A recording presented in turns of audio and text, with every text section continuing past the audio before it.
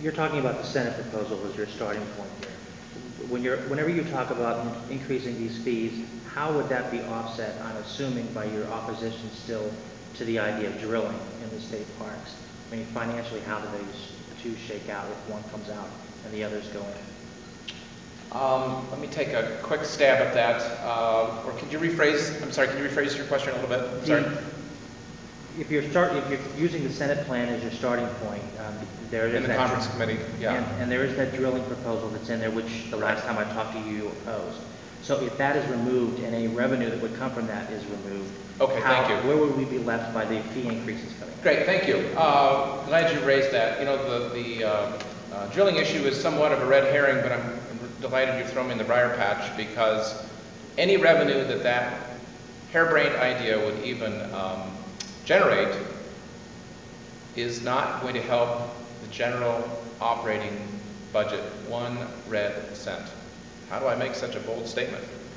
Because the Ohio Senate, I'll give them credit at least, they recognize that revenue from drilling is not sustainable, it's not predictable, and so they have not earmarked that or dedicated that to the general operating fund, to the staff of Ohio EPA, or excuse me, DNR, to the staff of parks. Instead, they've dedicated that to capital needs, to maintenance needs of the Ohio Department of Natural Resources. Now, philosophically, yes, we are opposed for a number of reasons, including practically, at best, we're looking at, you know, from the mother lode, from Salt Fork State Park, which is one of the largest parks, surrounded by active oil and gas. Undoubtedly, there's oil and gas in there, and yet estimates, including by the State Park Study Committee, said something like $11 million to $17 million potential revenue to the state over 20 years. So that's less than $1 million per year average, and you don't get a $1 million a year average, you get the biggest glut first years of production, like all wells, oil and gas wells, and then it gradually peters out.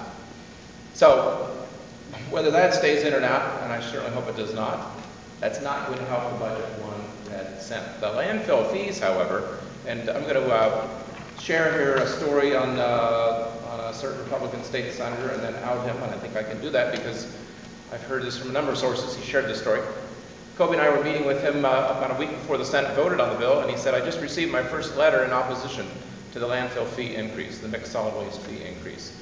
And he said, I wrote him back, and he said, I told him, you can't out-Catholic the Catholics. What he said, he said, what I meant by that was the solid waste industry is not opposing this fee increase on their own industry. That is, the waste haulers are not opposing the solid waste fee increase. And he said, this is the first I've heard of anybody opposing. It was a businessman. And so that was his response. This was Senator Bill Seitz. I think if you talk to Senator Seitz, he'll acknowledge we got to fund these programs somehow. This is a reasonable alternative. I would challenge, incidentally, Senator Keith Faber, one of the leading opponents to this fee, to any fee, I believe. What about Grand Lake St. Mary's in his district? What about the Ohio EPA? And we've excerpted here on the last page of our press release from the Ohio EPA document, excuse me, the second page, where you'll see the Ohio EPA's warning, among other things, that will have a slowed ability to ensure safe streams, lakes, and drinking water, such as Ohio EPA's recent microsystem toxin advisory in the Grand Lakes, St. Mary, and Western Ohio, Auglaize, and Mercer counties. That is Senator Faber's district. Senator Faber is a leading opponent to this and all fees.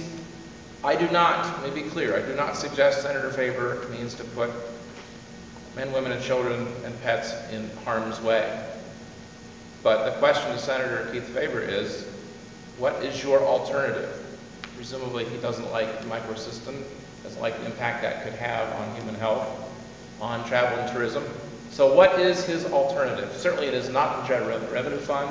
That is the beauty of this fee proposal and the beauty of the canoe and kayak proposal, where you take pressure off, free up those precious GRF dollars, and fund these vital programs. Joe Summer, go ahead. I'd like to harken back to the drilling in the parks issue that the gentleman just raised.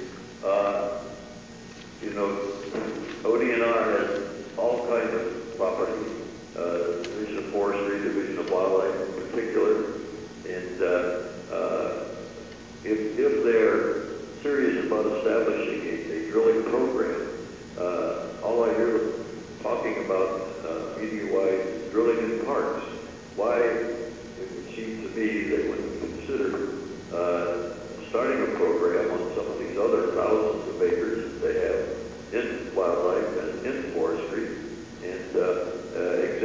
parks and natural areas until they see how this goes.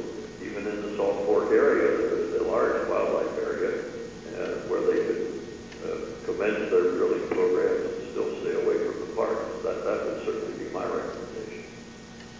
It's a bit of a false choice, as you put it, Jack, in that there are other alternatives to looking at revenue for parks. I mean, Ohio is one of a handful of states that still don't charge an access fee.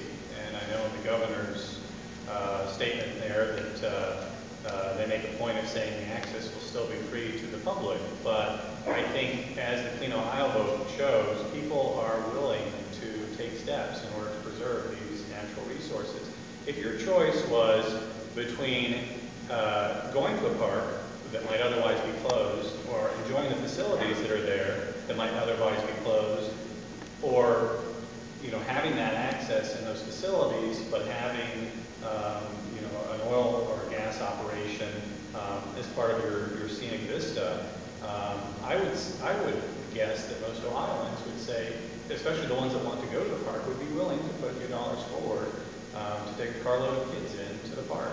So, I think what we're doing, we're seeing is an agenda here and kind of, again, a false choice that's being set up. It's either the parks or mining the parks. And the reality is, we've got a very creative group of folks, lawmakers and people in the administration. And, I would hope